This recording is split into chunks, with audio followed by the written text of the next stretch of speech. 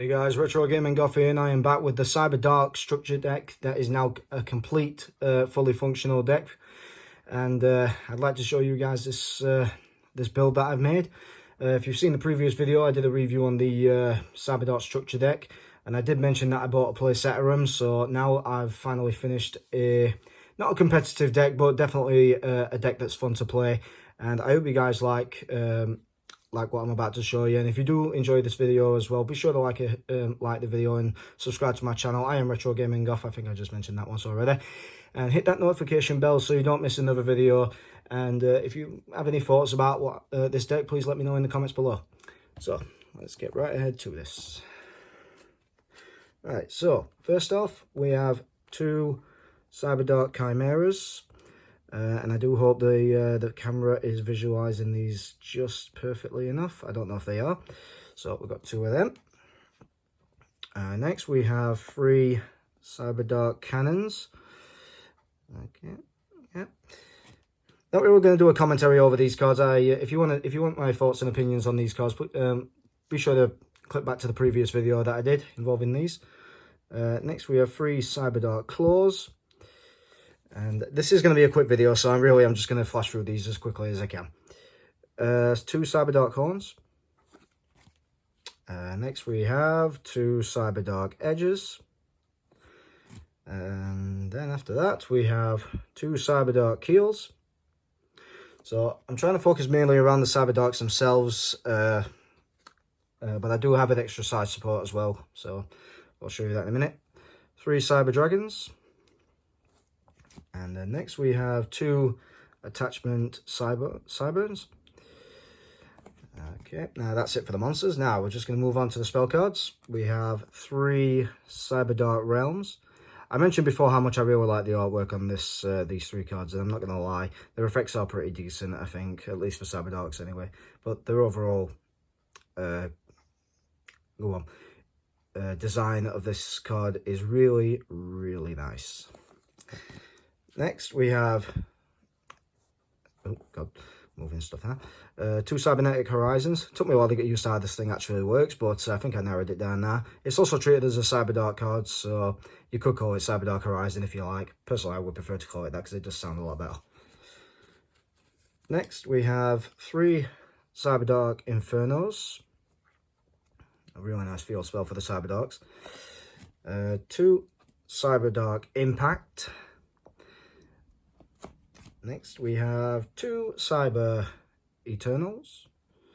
I've not really had a chance to play this card in the deck yet, but hopefully something will pop up when I have another game with somebody. One Limiter Removal.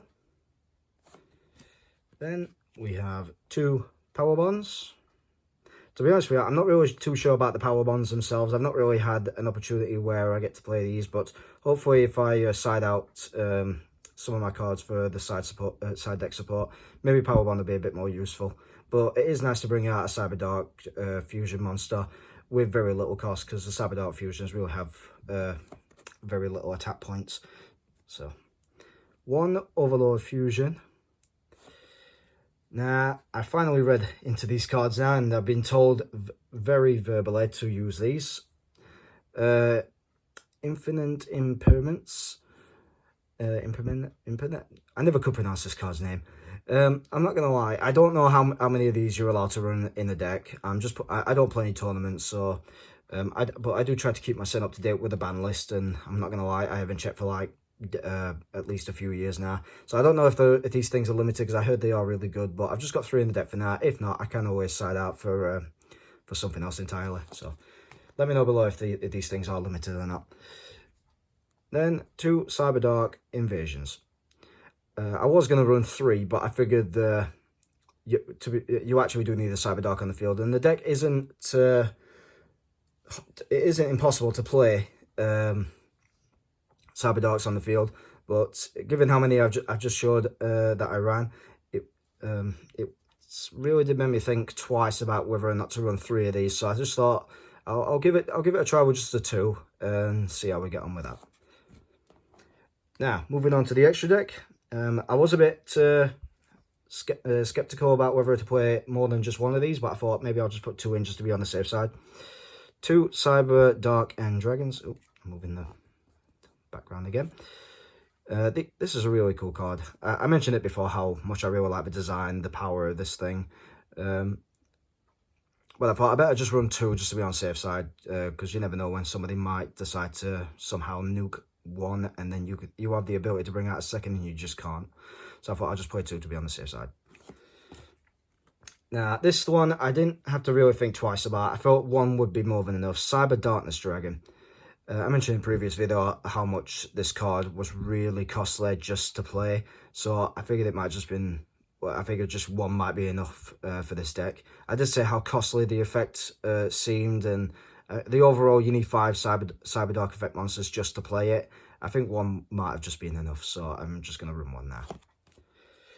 Now we have 2 Cyber Dark Dragons.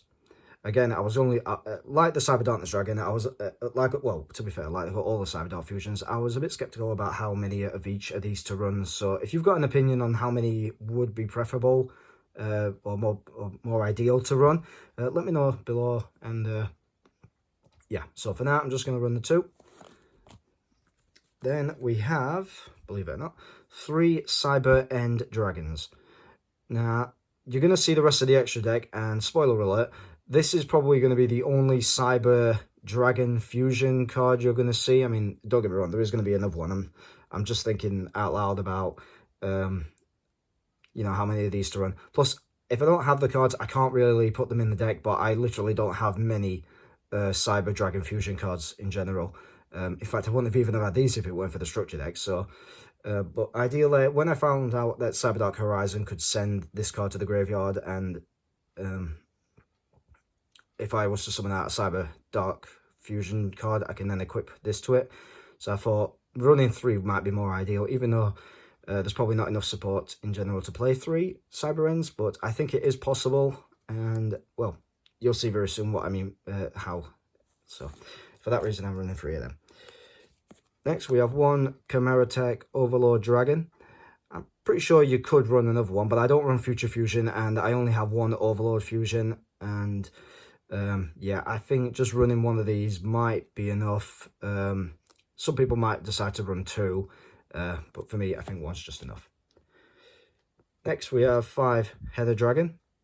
Very ideal to have this card because it's quite easy to set this from the extra deck into the graveyard. So if you were to summon a Cyber Dark Fusion, they can attach a dragon from the graveyard to it.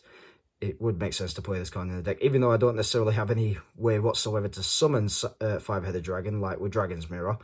There is enough dragons to summon it, I just don't have the right support to actually summon this card itself.